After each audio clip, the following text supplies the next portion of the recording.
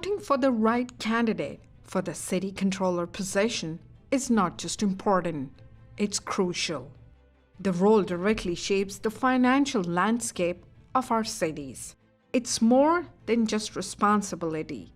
It's about establishing a strong sense of accountability in managing our precious resources. In our diverse city, the city controller must be finely tuned to the needs of all our communities, reflecting the vibrancy of our population. Selecting a candidate who truly grasps the significance of transparency, equity, and efficiency is paramount.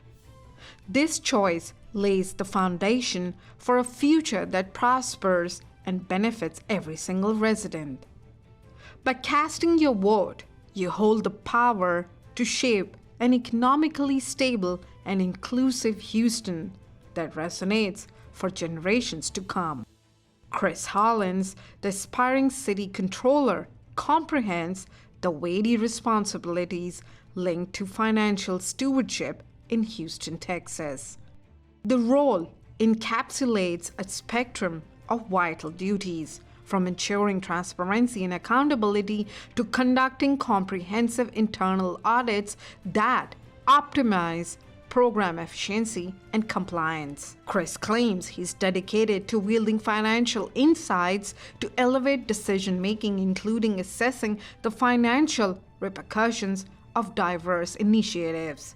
He promises that his grasp of cash flow, investments, and banking relationships will help maximize funds and maintain liquidity in the city of Houston. Previously considering a mayoral run, Chris Hollins shifted his focus to city controller and claims that this pivot underscores his commitment to prioritizing safety, economic growth, and the holistic well-being of our communities. To share his insight, I invited him for an interview on my show, Truth Be Told.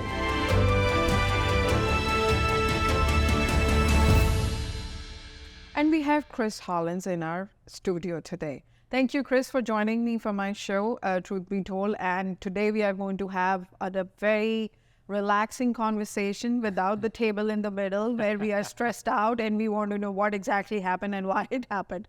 So my first question is a very typical question you must have heard a lot after you dropped out of the mayor race. Why did you do that?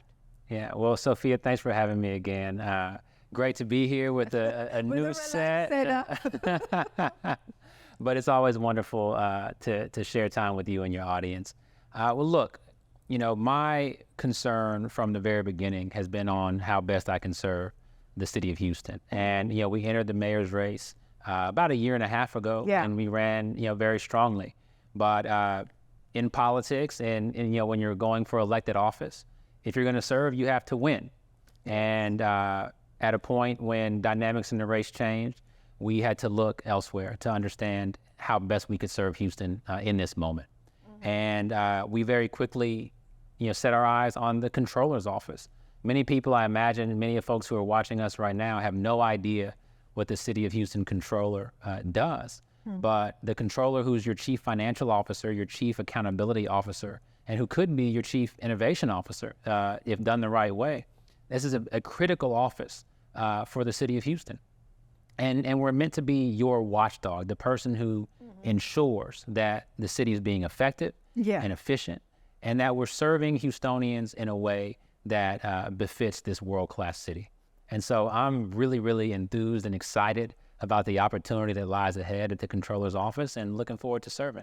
But there were like, people have been talking about it, like, because it is such a crowded field right now with the city of Houston mayor position. Sure. Like, it's just kind of scary at times. So that gave you that jitters or something, because you did raise for your campaign $1.7 million. But when John Whitmire came in, and you were like, probably a lot of candidates must be thinking, because he has got a war chest of quite a bit of money, you know. So did that kind of give you that jitter or something like that? No, it's never been about money. One, what's most important is the people. And, you know, our campaign that has comprised both the mayor's race and now the controller's race we've received contributions from more individual donors than any campaign in Houston's history or Harris County history. And so that shows the kind of momentum that we've had and the kind of support that there is for our kind of vision for the city of Houston. I've never been scared to run from, you know, a fight. Because last year when I interviewed you, and last time when I interviewed you, you were running for the mayor. Sure. But you have to be, you know, practical. And you look at polling, you look at numbers, you chart out what is your path to victory or lack thereof, and you have to make a decision. And, you know, some people, I think it's very often that people run losing races, oftentimes knowing that they're going to lose, and maybe they have a reason for that. But we weren't running to make some kind of statement. We were running to win and to serve. And so I look forward to winning the controller's race and to serving the city of Houston for the next 4 years. My next question would be like, because there have been talk about the fact like you have endorsed Congresswoman Sheila Jackson Lee. Is that correct? I haven't endorsed any candidate in the mayor's race. As I was describing a bit earlier, the controller is a servant for Houstonians. It's meant to be independent. It's meant to hold the mayor and city council accountable, as well as every city department. And so I don't think that it's appropriate to align myself with any mayoral candidate. But, you know, I hold many of them in high esteem, and I wish them the best.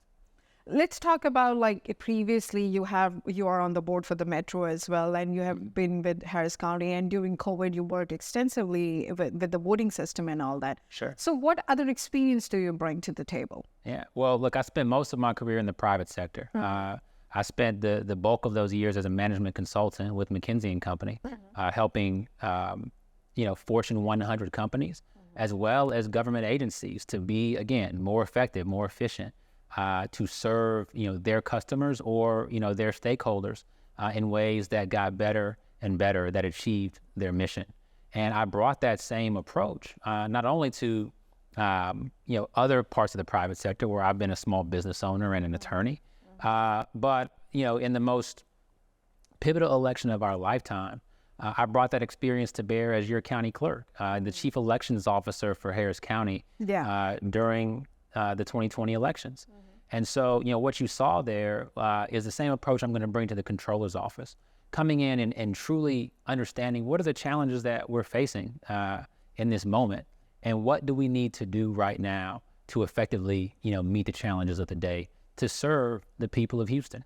And back in 2020 during the election, that meant innovative services like drive-through voting, like 24-hour voting, right? Like expanding, you know, people's awareness of their rights and expanding their access to the ballot.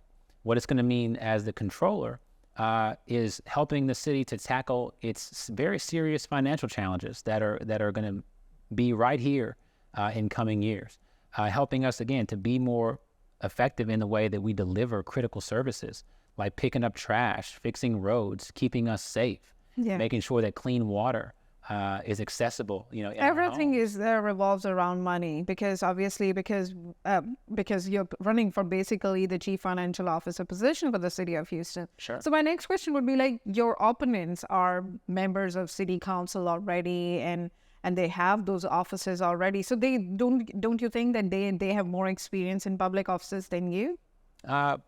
I think many of them have spent more years in public office. But when you talk about experience, it's not time served. The question is, what are the results that you've seen? Who can serve better? We are the only candidate in this race that has delivered real results that people can see, that people could feel, that touch their lives. And that's what we're going to do again as the next controller. We're also, you know, at a time where the city of Houston has been under attack from folks like Greg Abbott, who have sought to weaken, you know, this diverse city that's trying to move forward. I'm the only candidate that has ever stood up to Greg Abbott and taken him on and stood up for Houstonians and won. And so, you know, we're going to bring that courage as well. But ultimately, it's going to be the ability to bring new ideas to the table, not just the status quo, and then to work with everybody who's involved, everyone who's at the table. That was my next question, because if you really look at it, Chris, like Greg Abbott is the governor of state of Texas, and he is on his position with the voters. And because in certain corners of our city or in central city and all that, it's been demonized. I mean, and people do talk about it, but then end of the day, the offices have to work together. So how does that medium is broken in the middle? Yeah, I mean, well, again, it starts with being laser focused on who you're here to serve. People. And my job will be to serve, the people of Houston. That means working with the mayor. That means working with city council. It means partnerships with Harris County and Fort Bend County and the other parts and jurisdictions that we touch. And it will mean working well with the state. And ultimately it's up to us to be professional in those interactions, to take politics out of it and to say, hey, here's what the people of Houston need in this moment, but to be fearless in advocating for what we need, even when there's very strong opposition. And, sadly, the state of affairs has been in the state of Texas for the last several years. Yes. That major cities that are bigger, that are denser, that are more diverse, that have more immigrant populations, and so on, they've been the targets of state actors. And so local leaders have to be the last line of defense. And it's not about just going along to get along, even though, again, we want to invest in those relationships when they're positive and when we can. But you also can't be, too timid to take on some of these forces when you know that you need to protect Houstonians. And so I've demonstrated, that courage, that ability, but also, being practical and just having the resolve to do your job day in and day out in a way that delivers at a level of excellence for the people of Houston. Yeah. Okay. Coming towards Houston, because I want to know, you're talking in your campaign about building a safer Houston, coming towards how can we build it more safer, and knowing there's so much rampant violent crime now in Houston, and everybody's complaining about, hey, there's so much crime. So what about the resources? How would that be generated if you would be in the office? Right. And so again, those same issues that all of us care about, safety, opportunity, affordability, and again, having roads to drive on where we're not banging up our cars and so on. As controller, my job will be not only to make sure that we're not wasting money, that there's no fraud or any abuse at the city, but also that we're being effective and that the resources that you're investing as a taxpayer are paying off for you and for your family and for your neighborhood, right? And so coming back to safety, the biggest single piece of the city of Houston's budget is the Houston Police Department, coming in at over $1 billion now. And so it's making sure that, okay, $1 billion is a lot of money. That's a lot of taxpayer dollars. Of money, And so let's make sure that that's translating into the kind of results that we need. So when we call the cops, they should show up on time, because there is a big complaint within communities, because of the less resources, and we have been hearing Troy Finner talking about it, there are very thin resources, we cannot do that. But now if we have got $1 billion resources, it should be better. So number one, there have been some challenges around response times, when police are dispatched. I believe that HPD is looking into that right now to try and analyze why that's the case. That having been said, the lack of police officers was sort of ruled out as one of those issues. But I do want to commend, you know this, and your viewers may recall that I'm the son of a police officer. Yes. And it's a very, very tough job, and people are putting their lives on the line every single day to protect their neighbors. And so we want to first make sure that we're, acknowledging how tough that job is, and commending the people who are doing that hard work.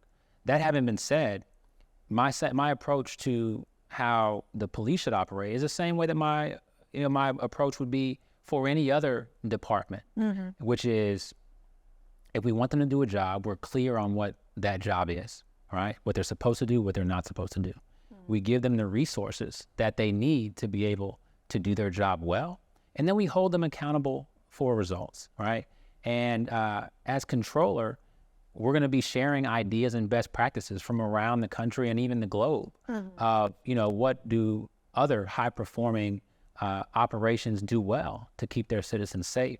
And what could we be doing a little bit better? And also, again, commend us for the great things that we're doing and say, let's make sure we double down on those efforts. And even as you're speaking about the concerns around safety, we also have to be clear in our communication about how things are going. Because the most recent data that I've seen is that violent crime is down over 20% from last year, right? After COVID. Now we're still above pre-COVID levels, so we're not out of the woods. And look, one violent crime is too many, right? But let's make sure that we're acknowledging that things are actually getting better and we're on our way, in the right direction. In the right direction. Let me just take a very quick break. We are talking to Chris Hollins. He's running for Chief Financial Officer for the City of Houston. We'll be right back. Stay tuned.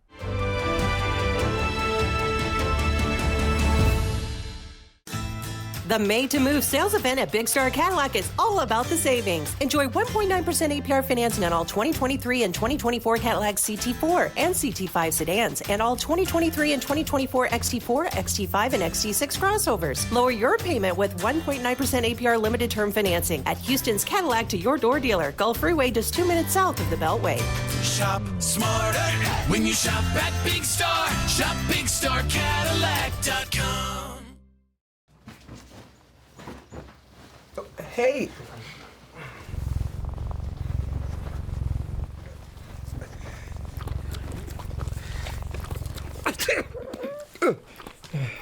Okay. If you love me enough to tolerate my perfect little pets and all their glorious dander, then of course you'll visit nhtsa.gov/the right seat to make sure I'm in the right car seat. Hey Bobo, do trees tell each other stories? I'm sorry, I'm afraid I don't know that. Hey, why don't we go find out? Listen. Do clouds take naps? I couldn't tell you. Dad, do stars visit their friends? Look!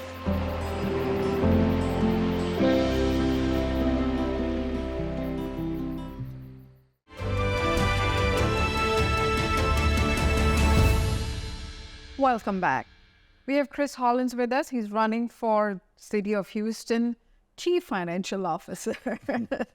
Okay, so let's talk about how, because I was looking at your campaign website and it says they are going to, you guys will be working on weatherproofing the community. Tell us more about it. Absolutely. Well, look, if you've been around here for the last few years, right now we're facing record heat. Yes. We've had record storms. Yes. We've even had a winter storm. Yes. And that's not even talking about the global pandemic that we faced.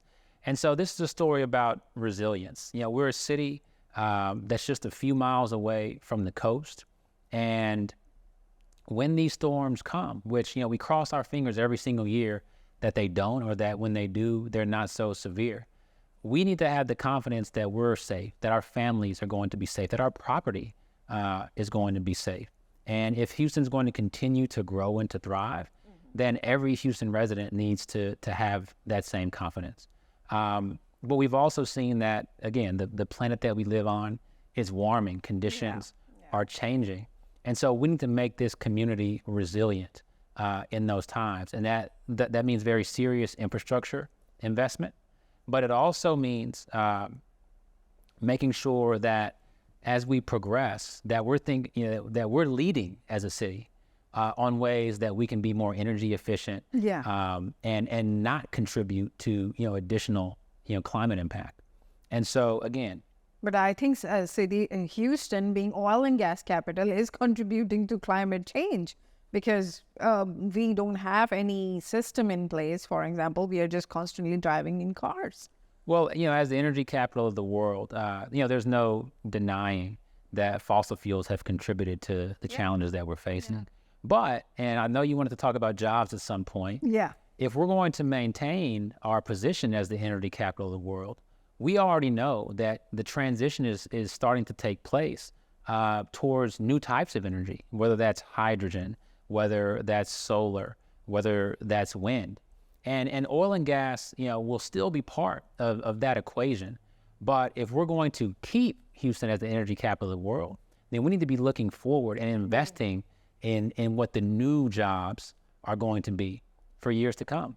You think Houston stays conservative leadership is ready for that change? Like, it sounds very California, very green energy, very climate conscious community, but we have the state, it's conservative, it's red basically. So are they ready for that? I don't think it's about whether the politicians are ready. If you're a business person, if you're leading one of these global energy companies, for your own survival's sake and to continue to improve that stock price and so on, you have to make these investments for survival. And I think that energy leaders see that. But the good part is that we as a community will benefit from that. The innovation of the past made us what we are today. Yeah. We need the innovation of today and of the future if we're going to continue to grow and to thrive as this energy capital. But we're also a very diverse community. We have a thriving medical center. Yeah. And so advances in healthcare and biotechnology and so on should be happening right here in Houston. And we're making a lot of investments in what's now going to be sort of our innovation corridor, so that the next big tech startup might be from a place like Houston, Texas. And so we need to be making the right investments all across those fronts, and in space travel, not even to mention, right? We're on sort of the next cusp of exploration, and Houston needs to be the hub there. And so it's always, the world's going to continue to change whether we like it or not. It just so happens that in the energy space right now, that change that's happening is going to be good for all of us and good for the city. Yeah, obviously we need to do that. And we were talking, you mentioned like stimulating the economy, and all these factors would be stimulating the economy. But any other plans you think you will be, if you will be in office, you will be proposing for? Well, we talked a little bit just about some of the financial challenges that the city is facing. Now, more revenue, more businesses, more jobs, that leads to more tax revenue and will help solve some of the challenges that we're facing as a city. That having been said, we still need a lot more investment, and some of those sources include the federal government. Yeah. So over the past couple of years, a record, $1.5 trillion infrastructure bill passed. And so the work that we're doing on transportation here in Houston, we should be getting billions of dollars of investment from the federal government, and we have to go and present our case for that. Similarly, the Inflation Reduction Act also has a massive amount of investment geared towards, again, this next generation of energy. And so there are projects that should be taking place right here in the city of Houston that are eligible for federal grants and investments and loans and so on. And so we need to be leveraging those opportunities. How does Inflation Reduction Act helps the community directly, if you can tell us about it? Yeah, so much of what's in the Inflation Reduction Act is focused on, again, the next layer of energy production in the country. So solar being an example of that. If I'm not mistaken, there's a $27 billion fund that's set aside for solar investments across the country. Yes, they are more focused into like the funds, and especially the climate one for sure. Right. And so, these dollars, when they flow into your economy, they can be transformational. And if they're creating jobs that are not just, construction jobs for this moment, even though those are important as well, but jobs that are going to remain, for maintenance and so on, that's going to be fantastic. And also the learning and training that goes along with when that kind of investment takes place in your city. People have to do those jobs. They have to be trained to do those jobs. And now they're qualified to do other, skilled jobs in the future. And so there's so much positive and like second and third level effects that comes out of this type of federal investment. And honestly, for years, our region here around Houston has not gotten its fair share from the federal government. And now we have an opportunity to do better. Okay, tell us more, like you're on the board for the metro as well. So what do you think should be the future innovation for the city? Sure. Well, that's a and the prime greater example. Houston area. I mean, yeah, that's very important for people actually for traveling. For many years. I grew up here in Houston. I grew up on the southwest side, and there was probably a bus stop a half mile from my house. But, regular folks, unless you had to, didn't use Metro, because the question is, where does it go? Is it going to come on We don't know. I don't know right? anything about it. Yeah, I do see the train, but I don't know how does it work. It's not like the Upper East Coast or something like that. Like you go there, the maps are there, people are traveling, and there is a system in place. Sure. It feels very scattered here. And so in 2019, Metro presented to the public, and the public approved a $7 billion plan to expand Metro's, access, train lines, rapid buses, and so on, and just to upgrade the entire system so that it can mirror what you're talking about, so that a person, regardless of, if they, quote unquote, need to ride the bus or the train, that it's just a convenient service that they can use to get from point A to point B. But why they never managed to spread it further? Like why it's not so usable anymore? Like what do you think? Like what could have been done a little better? Well, these, again, if you look at the systems across the country, like New York, like Chicago, there's a lot of federal dollars that went into that. And frankly, those dollars were being blocked from coming to Houston for many, many, many years. And until a leadership change, roughly around 2018, we just didn't have access, period. That has now changed. And we've invested a lot in building relationships with the Biden administration, with Secretary Pete, who's over the Department of Transportation, and demonstrating not only that the public here in Houston is demanding this type of change and development, but that Metro has a plan in place to be able to deliver it if we get the right investment. And so I've been on the board since the beginning of 2021, about 2.5 years now. It's been a tremendous honor, and we've done some great work, and more is in store. More is yet to come. My last question, harnessing the diversity of the city of Houston, because Houston is one of the most diverse cities probably in the world right now. Sure. Because all communities live here. So when you will be in the office, how are you going to deal with that? What changes you will be bringing to the system? Again, I think my top job outside of, being a watchdog is to be a voice for the voiceless, to share information with our entire community, to be a voice for transparency, but also to be an idea generator. And, in my opinion, the most important benefit that comes from having such a diverse community is that people think differently. People see the world differently. And that brings new ideas, different ways of doing things. And ultimately, the best idea should win the day. So when we're thinking about how we're going to do things in the city of Houston tomorrow, it shouldn't just be, well, how did we do it yesterday? It can be, well, again, how's it done in Dallas? How's it done in New York? How's it done in Mumbai? How's it done in Singapore? And you can look around and find examples that, as well as, as proud as I am to be a Houstonian, as great as this city is, there's always room to do better. And you can learn from folks who have diverse experiences and diverse backgrounds. And so, when I was county clerk, we brought new ideas to totally transform and upgrade the way that voting took place in the city of Houston. And as your city controller, we're going to do the same thing, making sure that we're bringing those best practices and new ideas to every city department so that we're investing more in you and in your family and in your neighborhood and in every Houston neighborhood. Thank you so much, Chris, for joining me in my show. It's a pleasure to have you over here. Thank you. Pleasure's mine. Thank you. In the end, you heard what Chris has to say.